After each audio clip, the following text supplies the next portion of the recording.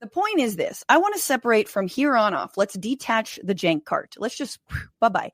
And let's talk about Anna. Yep. That's right. Once again, former TYT employees are gonna go after Ana Kasparian as a method in order to virtue signal. And of course, just like in many of the other cases, Francesca Fiorentini decided to wait until she was joining a new platform with Mehdi Hassan and thus needs the attention for that new platform in order to suddenly have moral objections to what's going on at the Young Turks, to be really big mad at Ana Kasparian, and of course to use deceptive editing tactics in order to make it seem like Cenk Uygur, of all people, is pro-mass deportation camps, and Francesca Fiorentini totally called these mass deportation camps, but Cenk Uygur just was in denial about it because he doesn't know what time it is, because it's evil orange man fascist time, and only Francesca Fiorentini and the heroes of the online left can see it, and you can't see it because you're filled with evil white racism. Now, we're gonna get into this, we're gonna break this down, but before we do, I will remind you that DebateCon 5 is fast approaching. It is February 15th and February 16th. The link to tickets is in the top of the description. It's in Newark, New Jersey, and I hope to see you there if you can make it. Emma, we have to talk about this before I let you go, because I will talk about tariffs in a bit, but I know you've got limited time, and I want to just say, you were always scheduled to be on this program before this happened, but it was very serendipitous that it went down like this. Because this last week, I decided to make some content. And, one of my viewers reminded me that, Cenk Uygur on my show when we debated said that I was crazy for saying that, there would be camps created to house undocumented people. And then, of course, the Guantanamo news is announced. So I made this little slice. You want to have a beer with people who want to put people in mass deportation camps. They want to deport. You think we're going to get put in camps? You sound all right.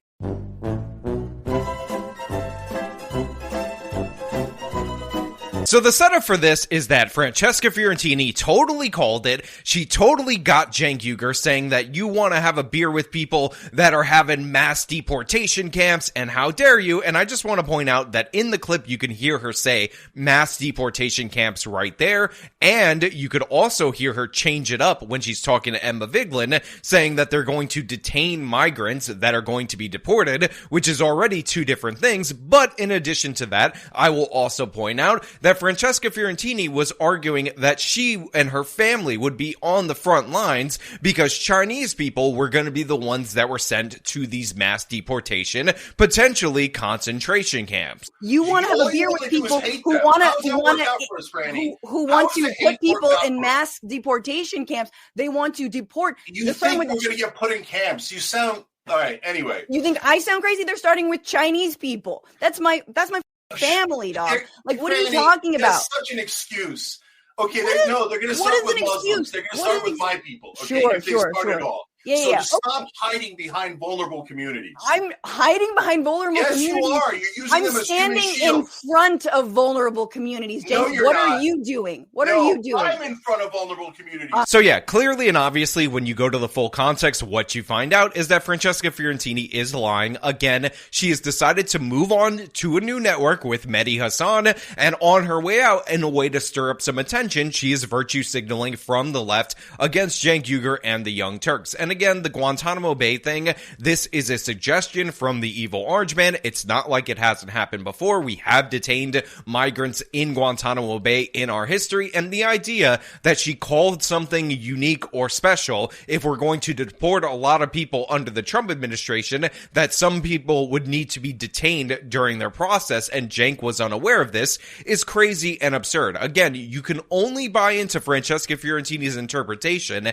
if you think that Cenk Uygur was completely unaware of the idea that some people can be rapid deported, which is what Trump is trying to do right now with a bunch of different criminals who have been here for under 2 years, but other people need to be detained on their way to be deported. And I also want to point out that not only is Cenk Uygur aware of this, but he was under the belief, and if you actually wanted to call him out, that they would use private prisons in order to detain these migrants, when it turns out Trump is just trying to reopen Guantanamo Bay because they have 30,000 1,000 beds over there in order to hold these people while their due process is initiated and before they get deported from the United States of America. So everything Francesca said fundamentally is wrong. She completely ripped Cenk out of context, and she did so in order to benefit herself as she moves on from the Young Turks. Let us be clear about that. And I give credit because Ana Kasparian, while Cenk wanted to let this go, actually called Francesca out for this, and Franny is very upset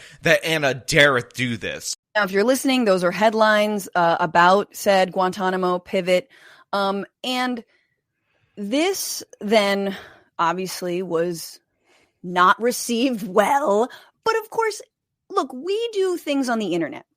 I'm sure there are people, Emma, who are mad at you and are like, see, because you felt confident that Kamala Harris would win. Mm-hmm. We make predictions, we say things, and because this is what we do, we often get proven it wrong. So she ends up comparing this to Emma Vigeland and getting her election map wrong. Again, Emma's election map was totally delusional and ridiculous. She had Kamala Harris winning every swing state and the state of Iowa. The idea that Trump was somehow going to lose because of that Ann Seltzer poll made no sense at all. That poll was a complete and total outlier. Again, anytime you saw a poll that had Kamala leading and you went to the top issues and you would see protecting democracy as said top issue, you knew that there was a problem with the sampling, because overall, even though immigration was a big issue during the campaign, even though a bunch of other things were issues, the main thing was inflation, the cost of living, and the economy. If you ever had a poll that didn't have that as the number one issue, you had a BS poll. Anybody with any kind of logic, soundness, and reason could have been able to detect that. But of course, Emma Vigeland, totally incapable of reasoning, totally incapable of getting out of her bubble. And that's why Emma was so distraught when Kamala Harris lost, even though all of the indicators were telling us that the evil orange man would win. One thing I'll just get a little emotional about is it does, as a woman, feel pretty I feel like the humanity of women and their rights. But yeah, I mean, the white woman fake crying thing, I could do it too, but and then you just turn it off. No one cares. And even in the face of Trump and everything that he represented, that's a tough pill to swallow. And by the way, a bunch of different people on the left wing put out these ridiculous maps, and they were upset because the day after the election, they started losing subscribers because they were not being realistic with their audience. And also, I just want to point out that Francesca Fiorentini was somebody who's pushing Kamala Harris even before the coup to get rid of Joe Biden, because she was under this ridiculously dumb belief that Kamala Harris had this appeal among young people. Now, I know that Francesca Fiorentini, as we talked about before on this channel, looks really young. Obviously, she is taking some kind of adrenochrome substance or whatnot in order to tap that fountain of youth, but the woman is 41 years old. So 41 years old, she talks like a child, she looks like she's in her mid to late 20s, which, by the way, congratulations to her on that, and her political analysis is that of an 8-year-old, and so is Emma's. You know, and we need to be able to take that kind of criticism, and in my opinion, especially about something so consequential like the treatment of 30,000 people who have literally done nothing wrong other than live in this country without papers. So that's why I made that. People who have done absolutely nothing wrong at all whatsoever, except for coming to this country illegally, breaking our immigration laws. And also, I will point out that the evil orange man is going after convicted criminals, serious violent felons, a lot of which sanctuary cities are protecting, and people with deportation orders, to which there's about 1.4 million across this country. So these are people already adjudicated to need to be able to leave the United States of America, and that's who's being targeted. And by the way, I will just point out that at current pace, even though people are going crazy saying the evil orange man's trying to deport 1,000 to 1,500 people every day of his administration, but at current pace, he wouldn't even get to, over the course of 4 years, all of those people who just have current deportation orders. All of those people who, by the way, have already went through the process, have already been adjudicated that they can't live in the United States of America. He won't even finish them. But Francesca Fiorentini's like, oh my God, the innocent Baba Angel Aladdins that just came to our country, broke our laws, went through the court process, were told to leave, and didn't leave. Those people have done nothing wrong except have no papers. Isn't it so sad? Yeah. Right. Well, I mean, you're trying to make a living on the internet, and we have to use social media, and I don't. And once again, I am a multimillionaire, so I just want to, name that. Richies. And so I just want to point out for everybody out there in the audience who's not laughing at that joke that Francesca Fiorentini just attempted there, is that allegedly this woman's actual job title is comedian. Now, we know she's a hack political commentator. We all understand that. She's a left-wing loon bag. But according to her, and only her, she is also a stand-up comedian. And this is why she has earned the coveted title of alleged comedian. At some point in time, she might say something funny intentionally, and thus we can verify that evidence. But as of right now, she is only somebody who is occasionally labeled a comedian without any evidence to support that. That obviously didn't sit well. Cenk actually kind of took it on the chin. He just said it was out of context. It was not out of context. Everyone can go back and look. He said that I was talking about Chinese Americans. I actually never mentioned Chinese Americans until after. I didn't even say Americans. I just mentioned Chinese people because undocumented Chinese people are a target of this administration. So yeah, to be clear, she knows she took him out of context. She knows 100% she was not only mentioning specifically Chinese illegal immigrants, but she was talking about how her family was going to be targeted because Chinese people have been demonized so much in the United States of America, and it's oh so sad. That obviously didn't sit well. Cenk actually kind of took it on the chin. He just said it was out of context. It was not out of context. Everyone can go back and look. You want to have a beer with people who want to put people in mass deportation camps. They want to deport. You think we're going to get put in camps? You sound all right. Anyway, you think I sound crazy? They're starting with Chinese people. That's my family, dog. Like, what are you talking about? He said that I was talking about Chinese Americans. I actually never mentioned Chinese Americans until after. You want to have a beer with people who want to put people in mass deportation camps. They want to deport. You think we're going to get put in camps? You sound all right. Anyway, you think I sound crazy? They're starting with Chinese people. I didn't even say Americans. I just mentioned Chinese people because undocumented Chinese people are a target of this administration. You want to have a beer with people who want to put people in mass deportation camps. They want to deport. You think we're going to get put in camps? You sound all right. Anyway, you think I sound crazy? They're starting with Chinese people. That's my family, dog. Like, what are you talking about? But of course, she's like, look, Cenk basically took it. He said he would deal with it, or like, whatever. It was no big deal. But all of a sudden, Ana Kasparian came to defend Cenk. And by the way, I will say one of the things I do appreciate about Ana is that among left-wing figures who are oftentimes very disloyal, backstabbers, absolute monsters and menaces, not to just other people who disagree with them, but to people on their own side, Ana Kasparian definitely stands out as somebody with a modicum of loyalty, and in fact, a lot of loyalty if you watch her content over long periods of time. And let's talk about Ana. Ana Kasparian, again, a co-host at TYT, got very mad and said that I am attacking Cenk and sort of, stood up for the we over there last week. Francesca Fiorentini is currently attacking you about this as if Donald Trump is unique. He's novel compared to past presidents, certainly a special kind of evil that we've never seen before. In her mind, these are the gulags that she was warning about.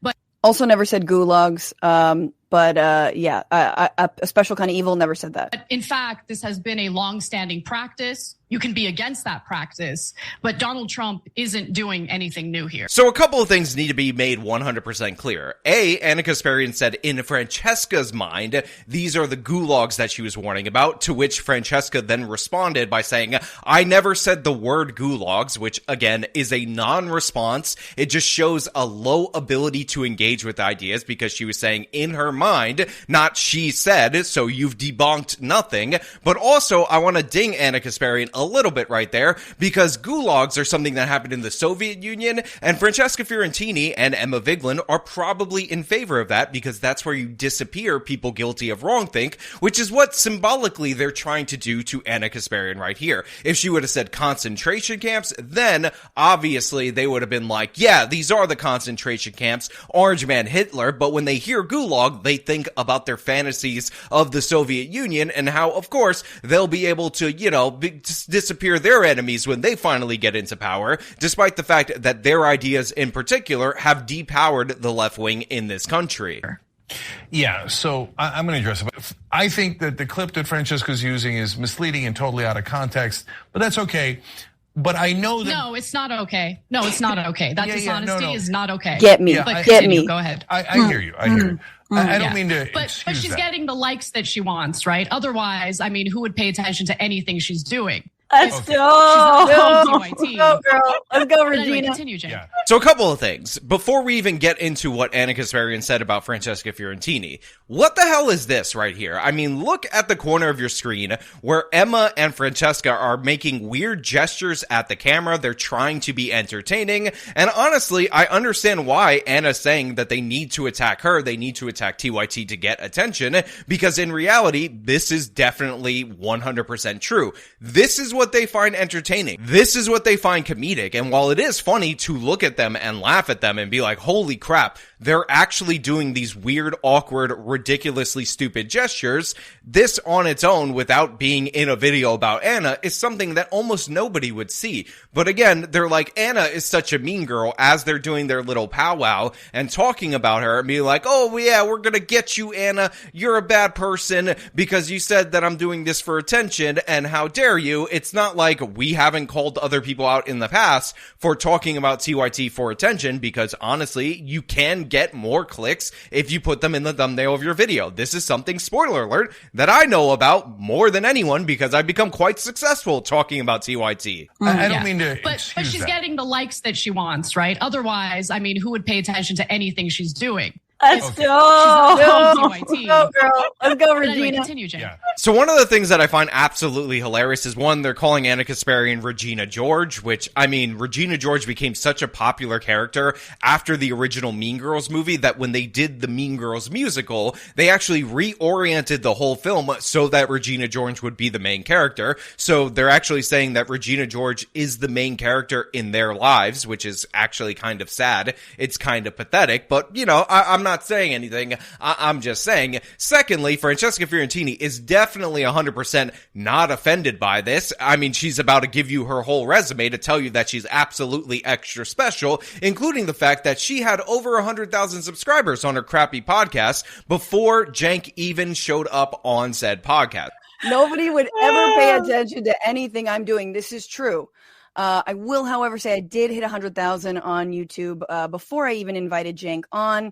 I've had a very robust career before and after my time at TYT, which I actually enjoyed from time to time. I did. I was at AJ Plus. I worked at MSNBC, had a special there. I worked for National Geographic Channel. I did things for Coachella live stream. Don't kill me. It was a whole thing. It was fun. And now I'm working also with Zateo. This is fun, though, Emma. And so now... Now, of course, this is after she was already on TYT. She's trying to spin off on her own, trying to draw people from the audience over there. And over the course of the years that she's been on TYT, she managed to amass something like 131,000 subscribers. It's not nothing. I'm not trying to crap on it. But again, you see all these other people who have parlayed success from leaving TYT. Francesca Fiorentini is among the worst in that regard. In addition to that, she talks about being at AJ Plus. I'm just going to point out that they're going to talk about sponsorships that Cenk and Anna have received. They're going to talk about, of course, investments that Cenk and Anna have received. But she was at AJ Plus for years, which again is part of Al Jazeera, which again is the state-sponsored outlet of the nation of Qatar, which again is a nation known quite well for slavery. You come as a worker, they take your passport, they force you into labor, and they don't let you leave the country. I mean, anybody can look up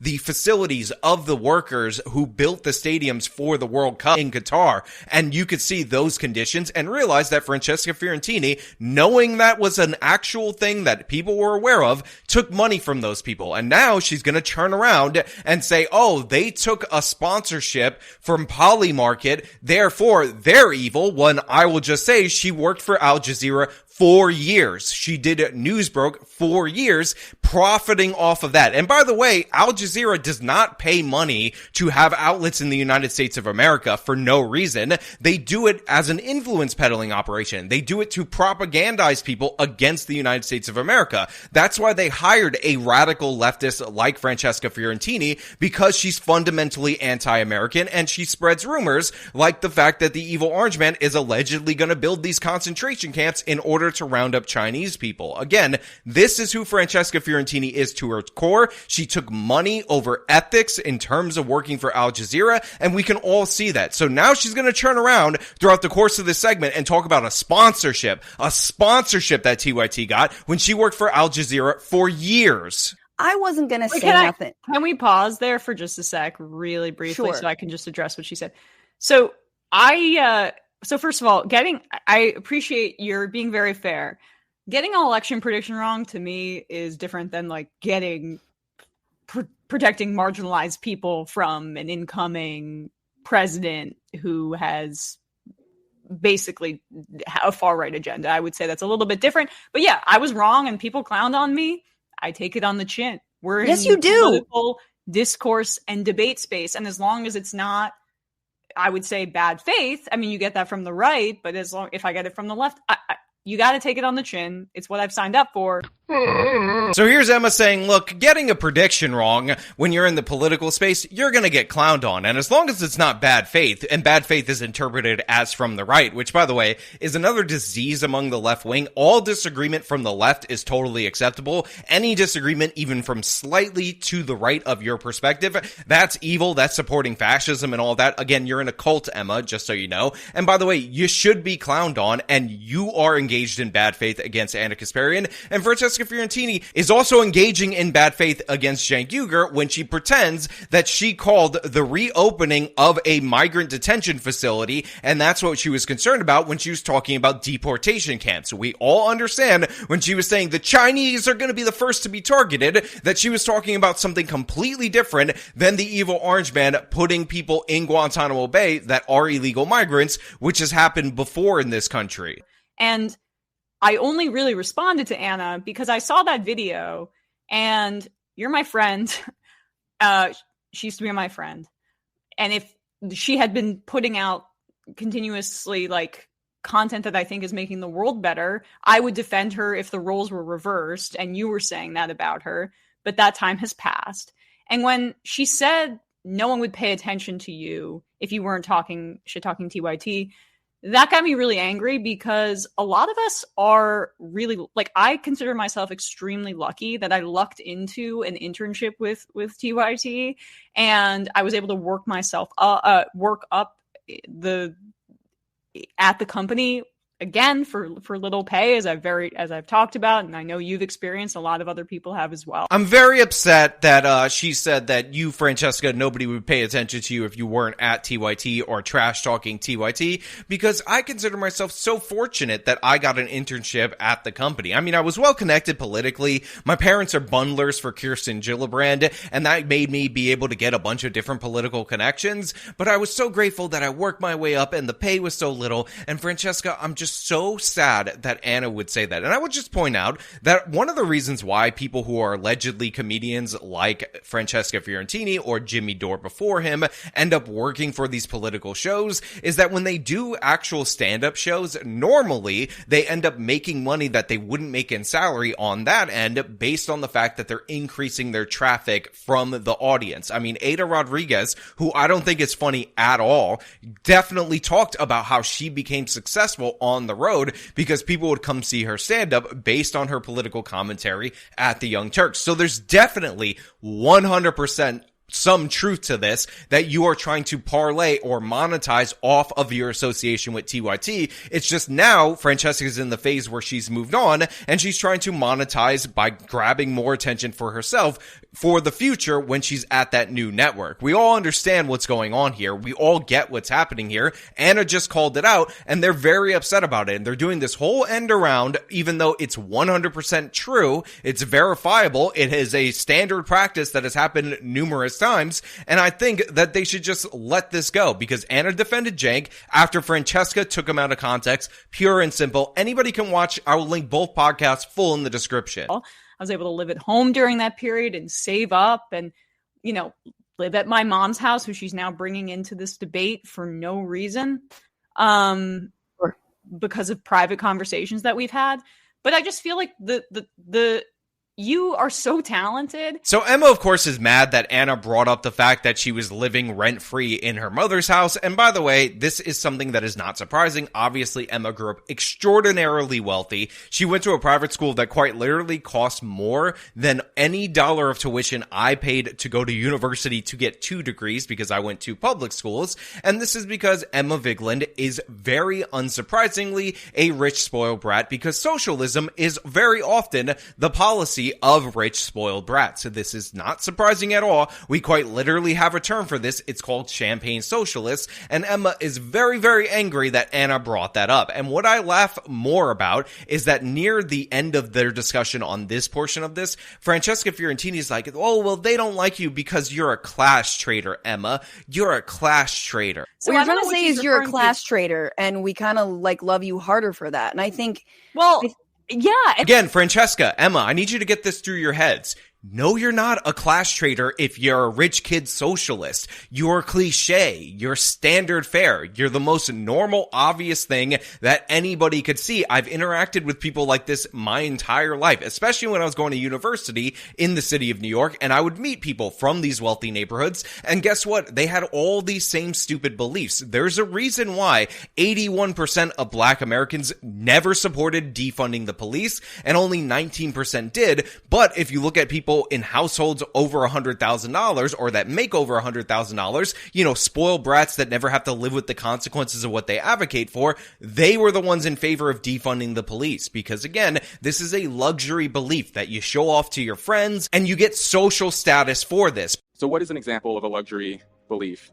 Well, in 2020, the defund of the police movement gained a lot of momentum, and in early 2021, YouGov ran a survey and found that overall, Americans were very much against defunding the police. But when they broke down the results by income category, they found that the highest income Americans were by far the most supportive of defunding the police. There was another survey of just Democratic voters and found that white Democrats were far more supportive of defunding the police than Black and Hispanic Democrats. And so as a result, despite the fact that most people didn't want this, many cities across the U.S. subsequently reduced spending for police departments. And this has contributed to the violent crime wave that we've seen over the last couple of years. So in the U.S., relative to those who earn $75,000 or more per year, the poorest Americans are 7 times more likely to be victims of robbery, 7 times more likely to be victims of aggravated assault, and 20 times more likely to be victims of sexual assault. It's important here to understand that to not stop crime is to actually victimize the poor. This is a luxury belief. And I believe in expanding services, and I do believe in defunding the police in order to do them. But if you're actually living in neighborhoods with high crime, with high violence, you want the police there in order to take care of the criminal. Emma, none of this is personal with TYT. None of it is. It's like, it truly, for me, I think Ana and I have been friendly, we took a hike a couple times, but none of it was personal. It's always about the politics for me. So this is one of my favorite snippets of all the various clips from this particular podcast, and that's Francesca Fiorentini saying, I just want to say, in the holier than thou gaslighting type of voice, it's not personal. This is just not personal. And you have Emma saying, yeah, as she rolls her eyes because it's 100% personal for her. We're above this. This is about the politics. This is about the marginalized people. We're trying to save people from the literal concentration camps. The evil orange man is going to go hurt these people, and it's not personal at all whatsoever. But the thing is, Emma, I read your tweet. You ended up bringing up the camel toe segment that they used to do on the Young Turks when Ana was 20 years old, when the show was a completely different format in a completely different era, and you said that she should go back to that. Again, you brought up something that was personal in order to throw it in Ana Kasparian's face to basically say she is not worthy of covering news and politics because she used to do those stories back then. And if you're going to say, Sean, you know what, that's actually political. She's taking a feminist stance and whatnot. Well, well, let us revisit that whole scenario, because Ana was something like 20 years old when they were producing those segments. She basically started off as an unpaid intern at TYT, ended up on air when that Jillian Pike woman ended up leaving the show, and those segments were what she was told to present by her boss, Cenk Uygur. So if it wasn't personal, if it wasn't about hurting Ana because they're mad at Ana for daring to speak out, why was that directed at Ana when she was, again, the 20-year-old working at a company that they decided to produce this segment for, majority male company? Isn't that something that you would give her a little bit of grace for? I mean, again, based on your political beliefs, it would seem like you 100% should. She's the employee. She's the new kid at the network at that moment in time. This is the way that the show operated. This is the culture of the Young Turks at that time. So why are you casting the aspersion against Ana based on that instead of against Cenk Uygur or against the Young Turks as a company, which again was majority male at the time? Instead, she decides to throw that in Ana's face, tries to degrade Ana's work over the course of years because it is personal. These people try to pretend that, but I've seen the clips, I've seen their shows. They go after her over and over and over again. They degrade her over and over and over again, and then they pretend that they're holier than thou when they grab a minority and say, we're hiding behind this person, we're trying to save this person, and not realizing that just like the 81% of black people who don't want to defund the police, they don't want to be touched by somebody like Emma Vigeland. Again, it's ridiculous. It's absurd that they do this time and time again, and you can even see how disingenuous it is just from Emma Vigeland's body language right here. And again, if you have a reason for why Ana's responsible for those segments that you're dogging her for at age 20 and not Cenk, and a reason why you decided to throw that at Ana, saying that that's all she's ever done, that's all she's ever worth, then explain it to me, Emma. Explain it to anyone in a way that makes sense politically, not personally. And it gotten to the place, which honestly I really do still welcome her, to actually hear her out, but because I want to know, why are we covering things like this? Why are we talking about things like this? Why are we focusing on these small granules that miss the forest for the trees? Is it because ultimately you've never been a progressive? Is it because ultimately you are kind of a centrist? That you might be left on certain issues like corruption or, capitalism and whatnot. Although, Cenk, TBD on union rights. But that ultimately, when it comes to things like unhoused people, crime, you believe the right-wing narrative. So again, listen to the condescending tone in which they speak about Ana Kasparian. They're like, look, Ana, I just would love to have you on. I'd love to talk to you. And, I would still like to hear you out. But here I'm going to diagnose you and say that you actually were never progressive at all whatsoever. All the times that you did those stories that are anti-police, all the times that you defended the homeless and advocated for them and all that, and advocated for the very programs that you're now against, now that you've seen the waste in these programs, that's all nonsense. That doesn't exist. You just were never that progressive, Ana. Again, they're just trying to put words in her mouth that are completely untrue. And I will say this again, because it needs to be emphasized. They are both aware that Ana Kasparian was sexually assaulted by two homeless individuals while walking her dog. This ended up leading to a bunch of different things that ended up having her reevaluate her positions.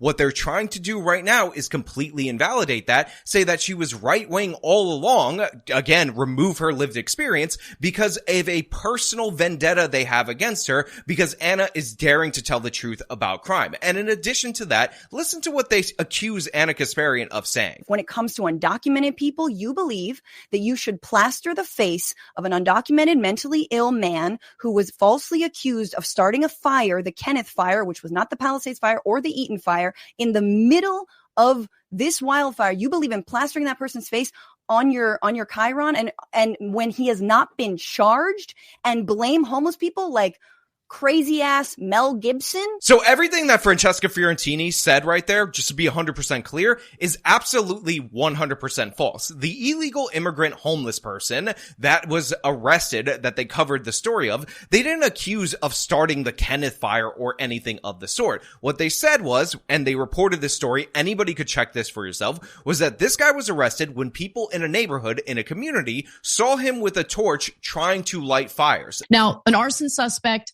was arrested near the Kenneth Fire in Woodland Hills, California. Residents say a man was riding around on a bicycle carrying a large blowtorch, trying to set multiple old Christmas trees and garbage cans on fire. Now, at that point, when the residents in this, by the way, this is like a hilly residential neighborhood. Okay, so why is this guy there with a blowtorch? Look, why is he trying to light Christmas trees on fire?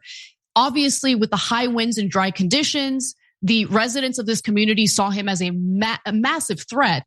And so they proceed to do a citizen's arrest. So let's take a look at this photo. It's a screenshot from surveillance footage of the arson suspect. And if you look at the image, he's holding the blowtorch, the yellow blowtorch, in one hand. And in the other hand, you see him holding something. That's the torch head. According to one resident who spoke to a local Fox affiliate, he was very like, I can't stop. I'm not putting this down. I'm doing this. And he was very focused on moving forward with the blowtorch. And we're like, we can't be doing that right now. So that same resident also told a local Fox affiliate, Fox 11, that the man appeared to be high on something. That was his perspective or what he believed was going on. And at that point, the residents decided to use zip ties and do a citizen's arrest until the authorities showed up. So that is what you're seeing in this still frame from the surveillance footage of the individual getting arrested. Now, I want to be clear in noting that at this moment, he is a suspect, okay? There is at this moment, like no confirmation that he's the one who started the Kenneth Fire. I want to be clear. When it comes to undocumented people, you believe that you should plaster the face of an undocumented mentally ill man who was falsely accused of starting a fire, the Kenneth Fire. There is at this moment, like no confirmation that he's the one who started the Kenneth Fire. I want to be clear. They ended up stopping him from lighting the fires. The police were called. They end up making the arrest. And unfortunately, even though there is witness testimony and even though he was carrying a freaking blowtorch in a residential neighborhood, allegedly lighting Christmas trees and garbage cans on fire, the Los Angeles Police Department says that there's no probable cause to charge him with arson.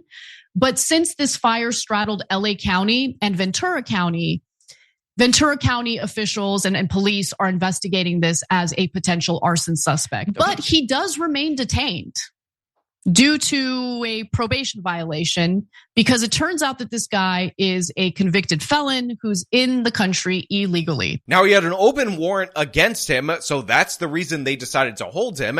And they said, as of right now, at that moment in time, they were not going to be able to charge him with arson because he was stopped, even though he had the torch on him. And according to the neighbors, he was attempting to set fires prior to him successfully setting a fire. This was all clearly and obviously reported by TYT, but Francesca Fiorentini is making the case that they just framed an innocent Beba Angel, illegal migrant, homeless person who was a criminal who had an open warrant against him, by the way, had a criminal history for starting a major fire, even though that's not how the segment went. That's ridiculous. That's another lie. And again, a lot of missing context there because the neighborhood didn't just say, oh my God, illegal migrant, homeless person, let's form a racist mob and attack him. No, they saw him setting a fire. They saw him with the torch. That's why the neighbors engaged with him. That's why they called the police. That's why he was arrested. And they said in the Young Turks segment that he wasn't charged with arson at that moment in time. And again, that's perfectly fine. They ended up holding him for other reasons. And there are a bunch of different other reports.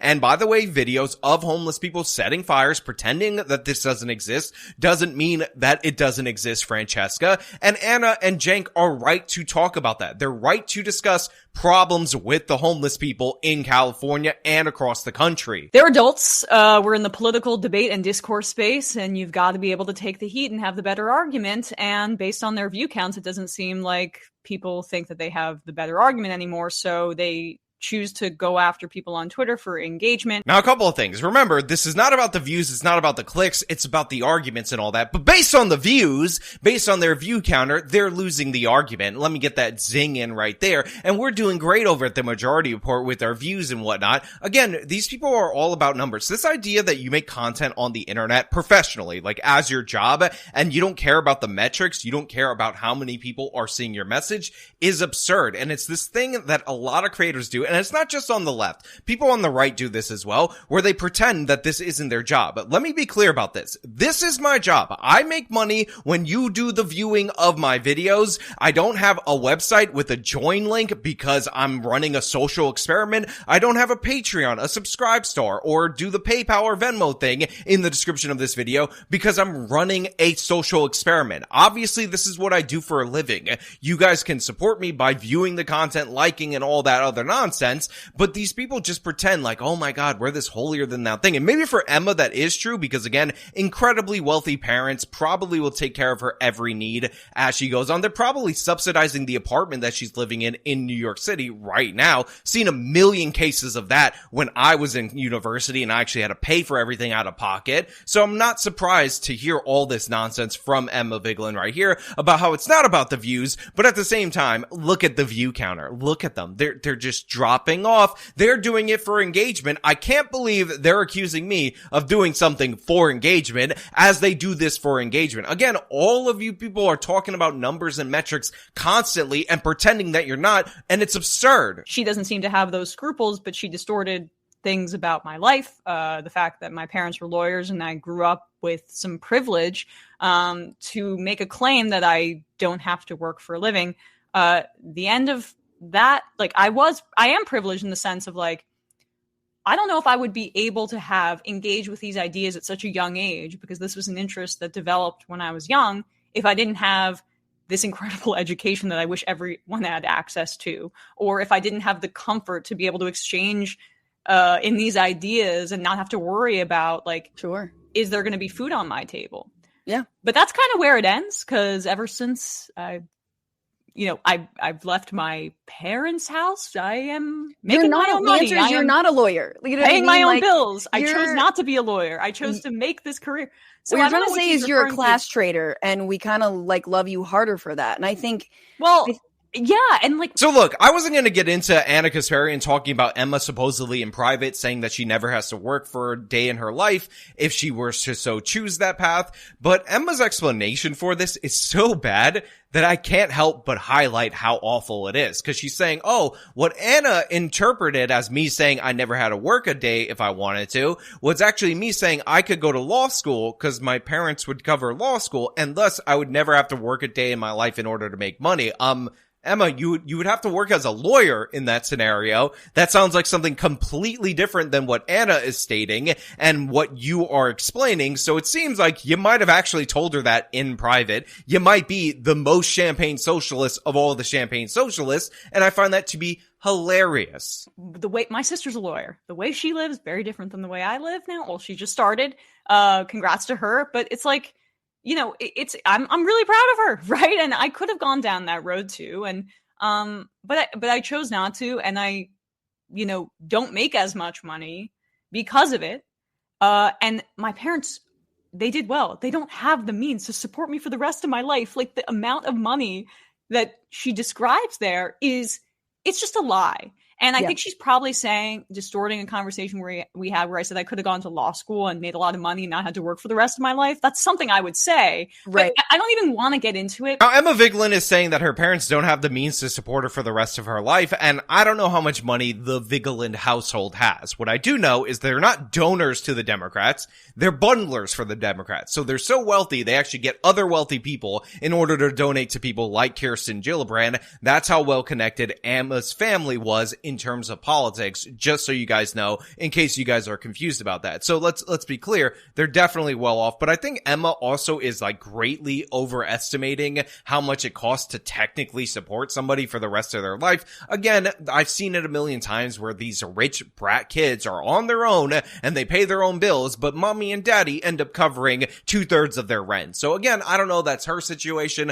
I don't really give a damn if it's her situation. She's wrong about everything, and fundamentally, she's also wrong about this idea that she is somehow a class traitor and she has opinions that are outside the norm of other rich spoiled brat kids. She has the exact same opinions, the exact same positions as all of the spoiled brat kids that I've met my entire life. Because she discredited herself by claiming falsely right below that in this Twitter storm she was having well into the late hours of Saturday night, even on her time.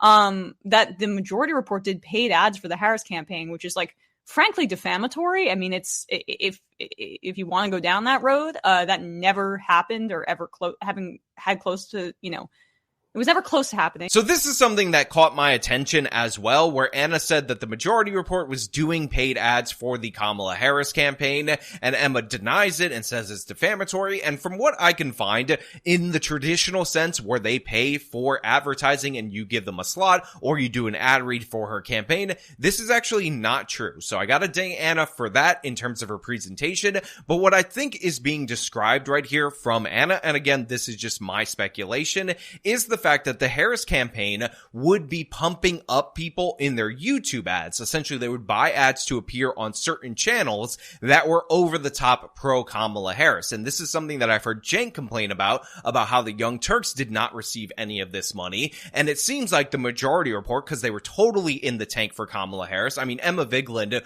was talking about how beautiful Kamala Harris is on Twitter. It was ridiculous how much she was fawning over this woman, even though she's the most establishment Democrat, didn't receive a single vote in order to steal the nomination and all of that. And I believe that this is actually what Anna is referring to. Now, it would be good if she clarified that publicly, but from my estimation, it's actually a reference to how the Kamala Harris campaign would buy ad space, thus paying the creators more through the YouTube system of people that were very friendly to the Kamala Harris campaign. And again, this is from me piecing together what Cenk said before, me looking at some Majority Report content over the course of the campaign and not seeing ad reads in there, and all of that added up together, I think is what Anna was saying if we were giving her the most generous reading. And by the way, you would be aware if your CPMs went up so dramatically because people were doing targeted ad buys through YouTube on your channel. I knew it was a matter of time because of how desperate and unhappy she seems, that she was going to use our private conversations for her own ends.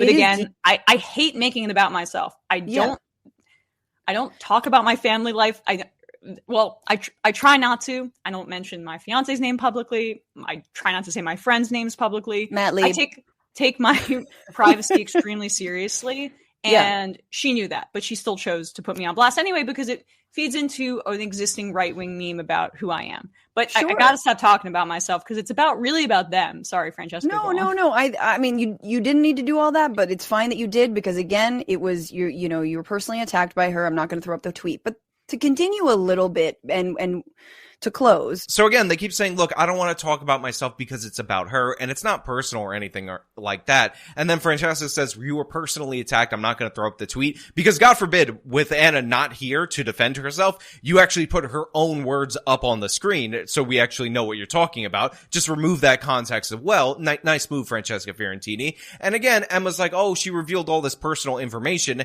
She just said that Emma said that she never had to work again. Emma's rationale, her explanation, which is she'll go to law school, become a lawyer, and then have money to not ever work again because she'll be working as a lawyer, makes no sense at all. I believe Anna's version of events. And by the way, this is extraordinarily personal. We're about 20 minutes in since Francesca said, let's talk about Anna. And all they've done is go over personal things about Anna, lie about Anna, and again say, you know what? I think the real message that we have to take away from this is that Ana Kasparian, she's just so very, very much never was a progressive at all whatsoever. And she promoted right-wing stuff on crime the whole time. We just didn't notice until a couple of years ago after she was sexually assaulted by a homeless person. And then she started talking about things she changed her beliefs about. But she must have been right-wing the whole time because Anna is such a disingenuous liar that Francesca Fiorentini and Emma, who are friends with her, they're just going to push that lie. He did come on my show. He did go on Mark Lamont's Hill shows.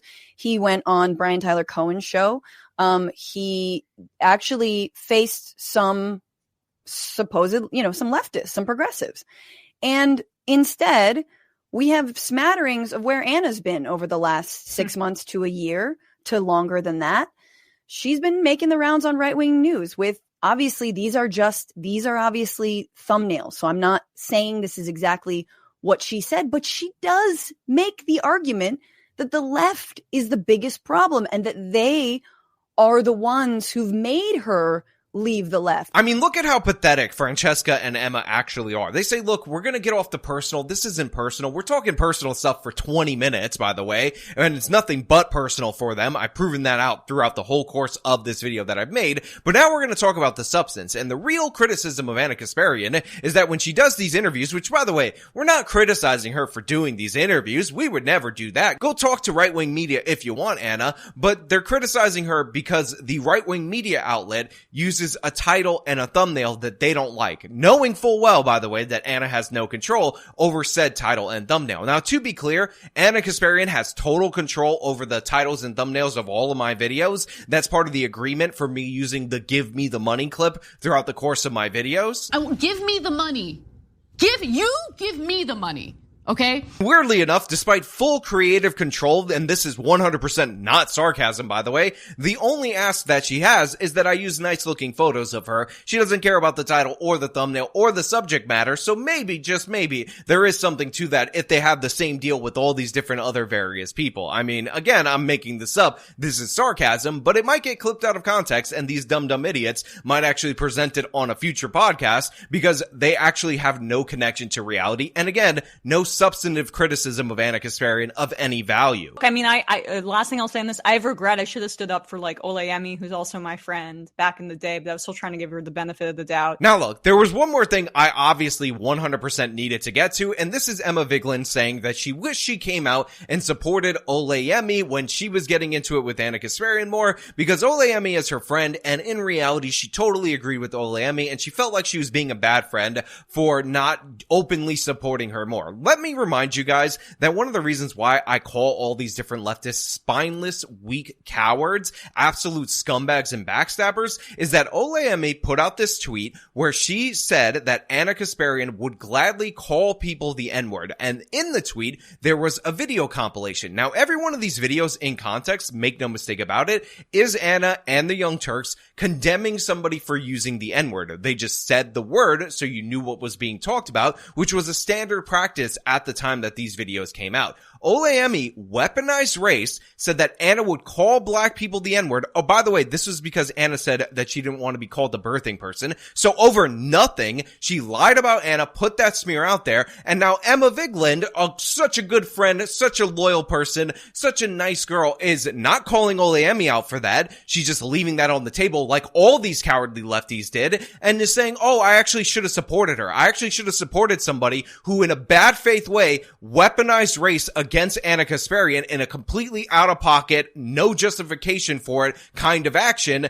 just because she didn't like the birthing person thing. Insane, crazy. You want to talk about personal, you want to talk about a stupid grievance that's based on something else that's dumb. Emmy was all pissed off because she went on to argue for abolishing prisons. People thought she was foolish in that argument, and then in her first opportunity to go after Ana Kasparian for something, to smear her as a right-winger, she did this. And Emma Vigeland, the good person, the wonderful person who cares about the substance, is totally on board with that because they're all on board with that because Emmy further left. Emmy, more oppressed. She's a large black woman. Ana Kasparian, attractive white woman and straight. Oh my God, what a scumbag. Let us jump off board from Ana Kasparian as fast as possible. Again, all of these people lack all modicum of loyalty, decency, honesty, and it's proven out right there. And the fact that Emma, again, had to go back to Emmy, this absolute scumbag who did this to Anna, there's no excuse for it, and none of these lefties ever acknowledge it. Scum through and through. And by the way, that tweet is still up. I'll link it in the description. Anybody want to find it, check it, verify it for itself, it will be right there. But you know what? That's all I really have for you guys today.